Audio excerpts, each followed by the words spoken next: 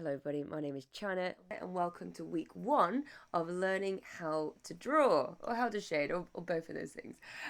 So in this session we are taking things right back to basics and we're going to start looking at shading.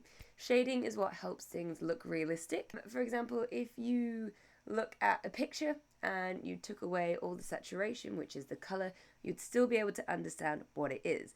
And the reason why we can understand objects in black and white is because there are so many different shades of grey, maybe more than 50. And our brains can understand things in 3D because it doesn't necessarily need colour to understand it. So our task today is to practice our value scales. And to do our first value scale, I want you to try and find yourself an 8B pencil. You can find these from all of your local art supply shops, Amazon, but I would recommend spend a little bit more money on your pencils because the cheap ones are shit. So start with your 8B pencil and let me show you what we're going to do. Okay, so first of all, please don't judge my ruler. It looks disgusting. Actually, the more I look at it, I'm like, why did you choose that ruler?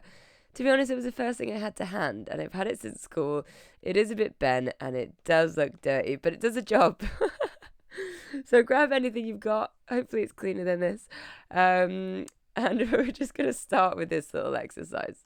Now, what we're doing here is we're drawing a block of 10 squares. And I promise you, this sometimes is the hardest part. Let's best check. We've got 1, 2, 3, 4, 5, 6, 7, 8, 9, 10. Oh, my heart just sank. I was like, oh my God, imagine if I made this video and only made 9.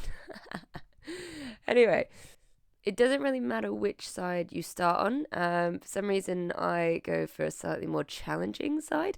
I'm right-handed, and my darkest shade is on the right-hand side. So that means there is potential that I could smudge it along the way. So depending on how much you like to live in danger, do decide beforehand where you want to go. But I do enjoy starting on the right-hand side. Now, the aim of this task is to shade from dark to light with the darkest first. And the reason why we do that is because it's so much easier finding the darkest your pencil can go. It's really hard to start off with the lightest your pencil could go because we are quite heavy-handed. And so we start on the right-hand side. We start on the darkest bit, wherever you put your dark bit, and then you're going to work your way to the opposite end, and you're going to try and get a little bit lighter each time. The reason why this task is really good for you is because we're trying to see if we can make at least 10 different shades with our pencil. And as I said at the beginning, without these different shades, we find it difficult to see things in 3D. So we need to be able to practice, do our scales just like you would an instrument, and be able to show different tones, different darknesses with our pencil. It looks like a really easy task, but once you start, it's like, oh shit, actually, this one's a little bit light or this one's a little bit dark. What can I do to balance it out? These look the same. So you're really training your eye at the same time, and you're also practicing how to get nice smooth squares.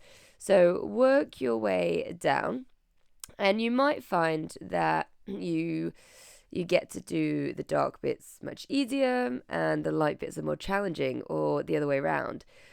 For me, I find the lighter bits more difficult, and hopefully you would have noticed as I'm shading, going further down into the scale, I put my thumb and my finger further away from the tip of the pencil.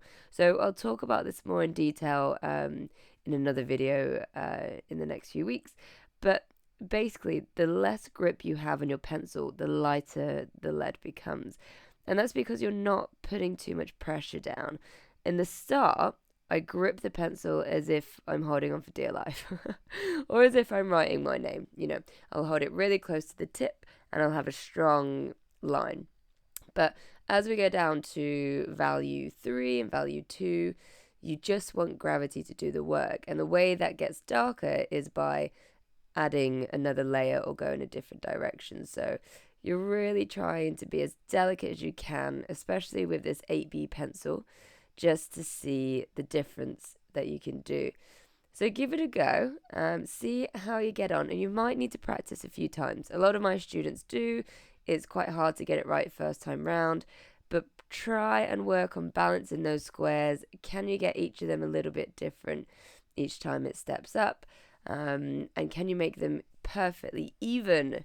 That's another challenge in itself. So getting it super smooth so that there's no difference in the top corner to the bottom corner.